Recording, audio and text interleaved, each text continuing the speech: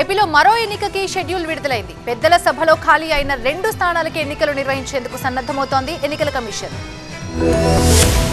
ఏపీలో సాధారణ ఎన్నికల హడావుడి ముగిసిందో లేదో మరో ఎన్నికకు నగారా మోగించింది ఎన్నికల సంఘం. మండలిలో ఖాళీ అయిన 2 ఎమ్మెల్యే కోట ఎమ్మెల్సీ స్థానాలకు షెడ్యూల్ ను విడుదల చేసింది. ఈ నెల 25వ తేదీన ఎమ్మెల్సీ ఎన్నికలకు నోటిఫికేషన్ విడుదల కానుండగా జూలై 2వ తేదీ నుంచి నామినేషన్ల స్వీకరణ ప్రారంభమవుతోంది. జూలై 3వ తేదీన నామినేషన్ల పరిశీలన చేయనున్న ఎన్నికల సంఘం జూలై 5 వరకు నామినేషన్ ఉపసంహరణకు గడువునిచ్చింది.